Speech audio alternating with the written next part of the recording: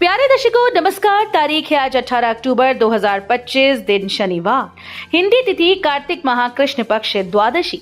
आइए नजर डालते हैं हमारी प्यारी राज्य उत्तराखंड की तमाम बड़ी खबरों पर।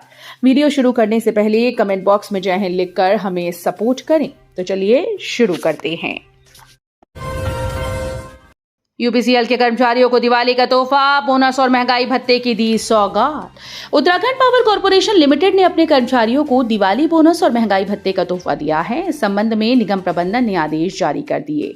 यूपीसीएल के एमडी अनिल कुमार सभी नियमित कर्मचारियों को 1 जुलाई 2025 से 3% बढ़ा हुआ महंगाई भत्ता देने का आदेश जारी किया। इसके तहत अब कर्मचारियों व अधिकारियों को 55 के बजाय 58% राशि महंगाई भत्ते के तौर पर दी जाएगी।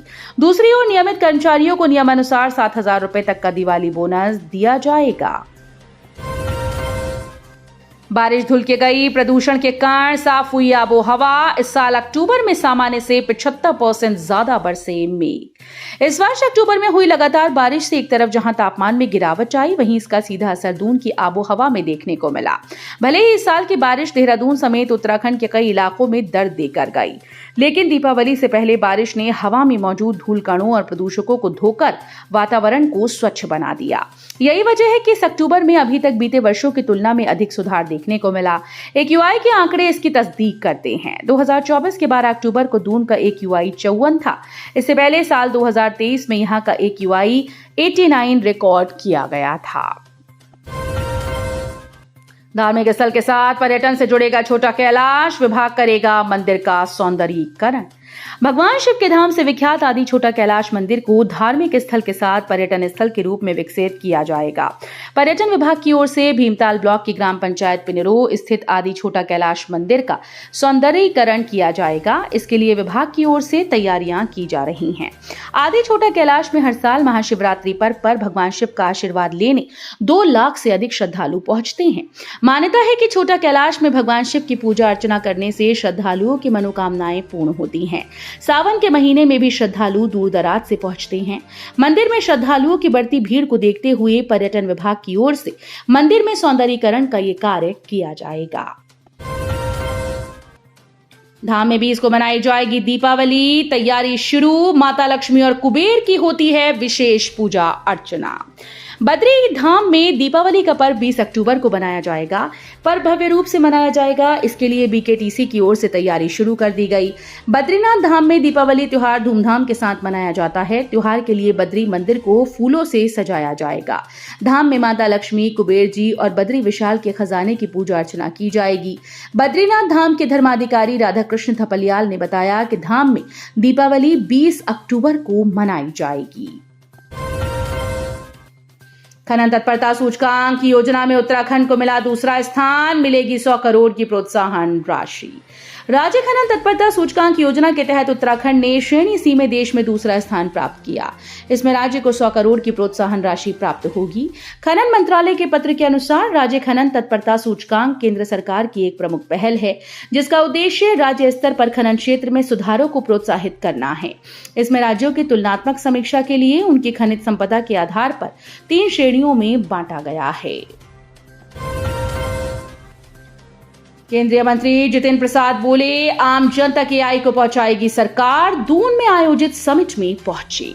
अगले साल फरवरी में होने वाली AI इम्पैक्ट समिट की प्री समिट में पहुंचे केंद्रीय मंत्री जितेंद्र प्रसाद ने कहा कि देश दुनिया में आने वाला समय AI का है। मोबाइल से भी 1000 गुना तेजी से AI आ रहा है। इसके जमीन पर असर को देखने के लिए मोदी सरकार AI समिट कराने जा रही है।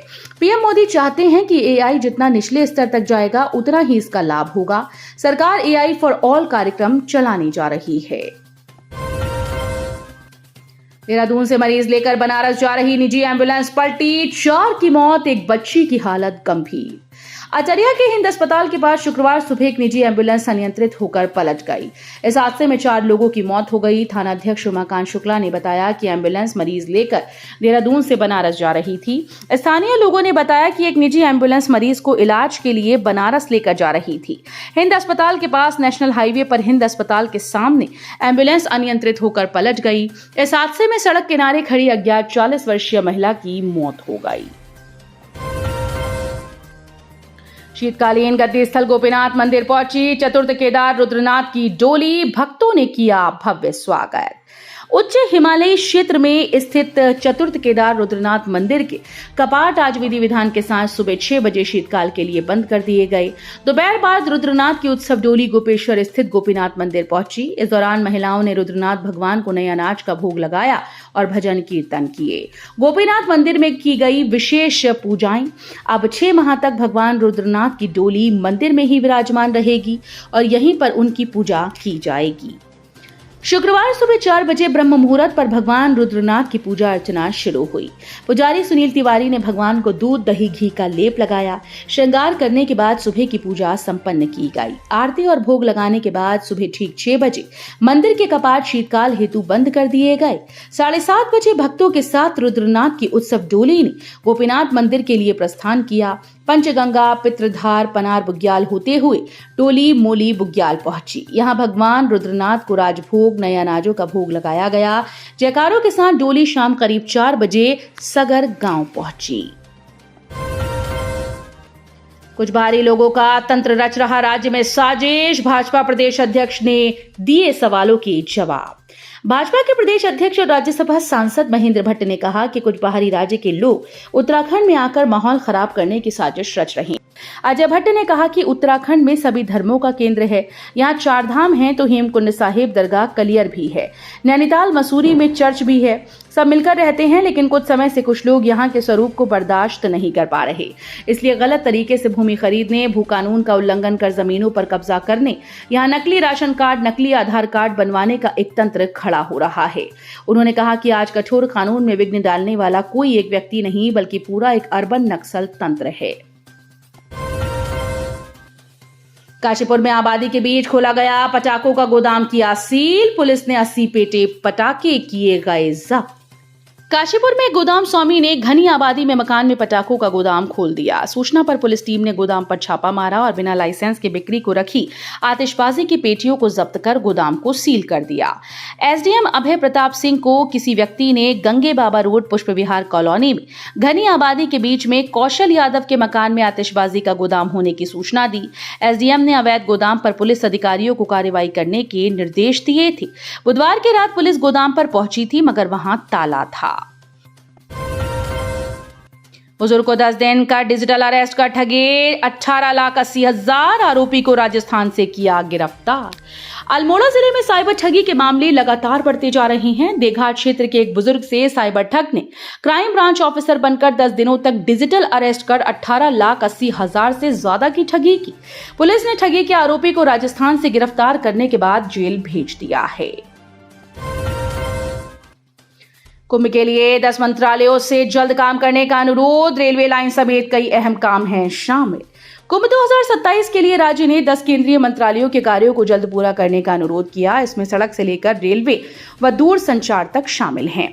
इन कामों के पूरा होने से कुंभ में श्रद्धालु और सरकार को और अधिक आसानी होगी। सड़क परिवहन मंत्रालय से हरिद्वार बाईपास फेज 1 को NH 334 बहादुराबाद और NH 34 कांगड़ी से जोड़ने, हरिद्वार से नजीबाबाद NH 34 के शेष कार्य जल्द पूरे करने, हरिद्वार बाईपास फेज 2 के तहत नजीबाबाद रोड से नेपाली फॉर्म को जोड़ने की मांग रखी गई।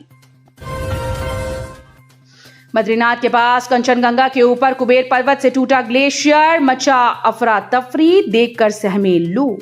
बद्रीनाथ कंचनगंगा के ऊपर कुबेर पर्वत से ग्लेशियर टूटने की घटना सामने आई। कंचनगंगा नाले में ग्लेशियर टूटकर आया है, हालांकि कोई नुकसान की खबर नहीं है। ग्लेशियर टूटकर आने की घटना पहली बार नहीं हुई है। उपजिलाधिकारी चंद्रशेखर वशिष्ठ ने बताया कि ग्लेशियर एवं चट्टानें टूटी हैं। जोरदार धमाके की आवाज से दहला उत्तराखंड का ये इलाका, खौफनाक मंजर देख कांप उठे लोग। उत्तराखंड के चमोली जिले में बद्रीनाथ के समीप कुबेर भंजार ग्लेशियर से शुक्रवार सुबह हिमस्खलन हुआ, जो कंचनगंगा नदी के ऊपरी इलाके तक पहुंच गया। एक अधिकारी ने ये जानकारी दी।